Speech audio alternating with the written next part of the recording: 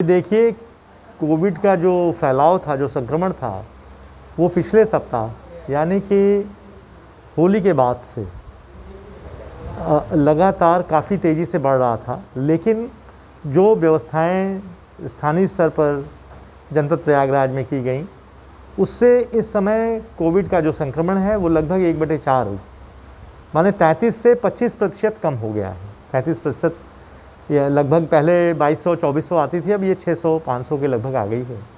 और इसको रोकने के लिए हम लोगों ने 3 तरह की स्ट्रेटजी अपनाई है। सबसे पहली बात तो ये थी कि अधिक से अधिक लोगों को ट्रेस किया जाए, उनको टेस्ट किया जाए, और जो लोग पॉजिटिव पाए जा रहे हैं उनको कंटेन किया जाए, उनको दवाएं दी जाए, उनका उपचार किया जाए। सबसे बड़ी बात थी कि जिन लोगों को भी लक्षण मिल रहे थे कोविड के, उनको ट्रैक किया जाए, उनको टेस्ट किया जाए, फिर आइसोलेट किया जाए और उनकी दवा की जाए।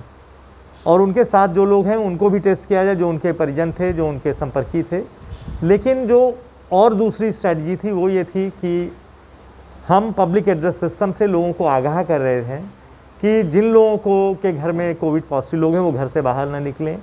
जो एक मोहल्ले में 2 या 3 से अधिक लोग हैं, उस मोहल्ले को चिन्हित करके उनको सील करने की कार्रवाई, कंटेनमेंट जोन बनाने की कार्रवाई, और कंटेनमेंट जोन में सख्ती के साथ सारी दुकानें बंद करना, आवागमन रोकना, केवल आवश्यक वस्तुओं और आवश्यक सेवाओं की ही आवाजाही रहेगी। जैसे सफाई कर्मी हैं, दवा कर्मी हैं, या किराने के जो दूध, फल, ब्रेड, इन चीज़ों को ही केवल सप्लाई रहेगी, बाकी कोई भी सप्लाई वहाँ पर बाधित की गई।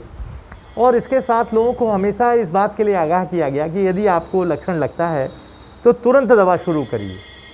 परीक्षण रिपोर्ट आती रहेगी, उसे देखिए, लेकिन दवाई लेट मत करिए, दवा की तत्काल शुरुआत कीजिए। और इससे ये असर हुआ कि जिन लोगों को लक्षण आ रहा है वो दवा करा रहे हैं, टेस्ट करा रहे हैं। साथ साथ लोग आवाजाही कम किया है लोगों ने सरकार ने जो कोरोना कर्फ्यू लगाया, आंशिक कर्फ्यू लगाया है, उसका भी असर ये रहा है कि लगभग पिछले शुक्रवार से ये लगातार चालू है और संडे तक है, सोमवार को चीज़ें खुलने की हैं। तो लगभग 9-10 दिनों में लोग घरों में रहे हैं, आवाजाही कम हुई है। इसका भी असर लग रहा है कि कोरोना का जो संक्रमण है वो फैलने में रुका है। और इलाहाबाद शहर, प्रयागराज की मैं बात करूं तो प्रयागराज में जो एक घबराहट थी, जो पैनिक सिचुएशन थी, वो भी कम हुई है। और अब लोग ये समझ रहे हैं कि यदि उनको ज़रूरत होगी तो उनको दवा भी मिलेगी, बेड भी मिलेगा, और वो लोग खुद सचेत होकर के इस संक्रमण को रोकने में अपनी पूरी भागीदारी दे रहे हैं। और इससे ये लगता है कि हमारा शहर जल्दी ही कोरोना संक्रमण से बाहर आएगा। जो सबसे बड़ी बात थी कि एक तो लोग मास्क लगाएं 100%, इसको लेके चालान की कार्रवाई की जा रही है।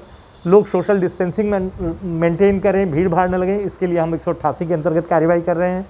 पब्लिक एड्रेस सिस्टम से लगातार हम अनाउंस कर रहे हैं कि आप सामाजिक दूरी जो 6 फीट की उसको मेंटेन कीजिए, मास्क लगाइए, हो सके तो पब्लिक प्लेस पे डबल मास्क लगाइए। सब्जी मंडियों की चेकिंग हो रही है, दुकानों की चेकिंग हो रही है। इसी के साथ साथ इस आपदा में कुछ लोग जो आवश्यक दवाएं हैं, गैस के सिलेंडर हैं, रेमडेसिविर जो इंजेक्शन थी, उसको ब्लैक करने की कोशिश कर रहे थे।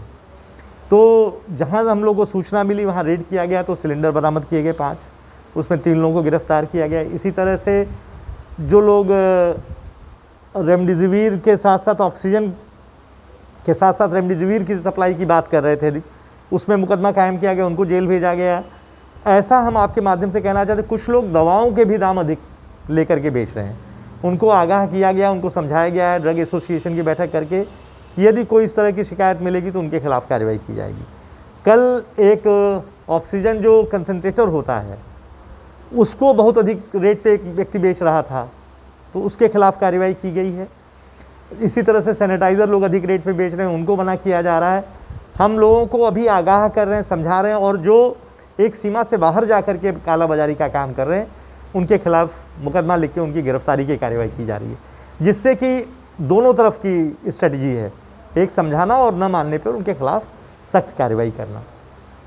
देहात क्षेत्र है, वहाँ पर हम अपनी गाड़ियों के में जो पब्लिक एड्रेस सिस्टम है उसके माध्यम से, जो हमारे लाउड हेलर्स हैं, जो हमारे चौकी इंचार्जों के पास, जो हमारे सिपाही लोगों के पास लाउड हेलर, उसके माध्यम से, ग्राम प्रधानों को प्रेरित करके गांव सभा में 1 या 2 हॉर्न लगा करके जो रिकॉर्डेड वायस हैं एक जगह रिकॉर्ड करके, जो कोरोना के बचाव की सावधानियां हैं, जो सैनिटाइजेशन की बात है, जो सोशल डिस्टेंसिंग की बात है, इन सब के बारे में पब्लिक एड्रेस सिस्टम जो गाड़ी है या जो लाउड हेलर है जो अपने साथ लेकर के लोग घूम रहे हैं, गांव में माइक लगा करके पूरी जागरूकता पैदा की जा रही है, जिससे कि कोरोना का संक्रमण गाँव में भी न फैले, क्योंकि अब गाँव भी इस इन्फेक्शन में आ रहे हैं।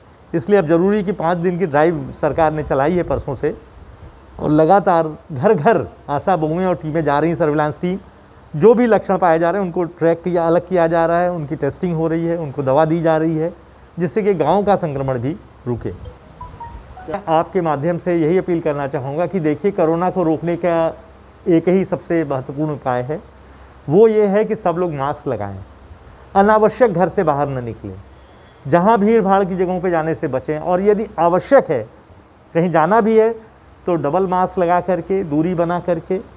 और तीसरी बात जो मैं कहना चाहूँगा कोरोना को लेके, यदि लक्षण आता है तो तत्काल समय से दवा की शुरुआत, दवा तुरंत शुरू करें। ये इंतज़ार न करें कि लक्षण जब हमारा टेस्ट आएगा, क्योंकि टेस्ट आने में हो सकता है 2 या 3 दिन लग जाए, तब तक उसका संक्रमण आपके चेस्ट में, गले में हो जाएगा और फिर दिक्कत होगी।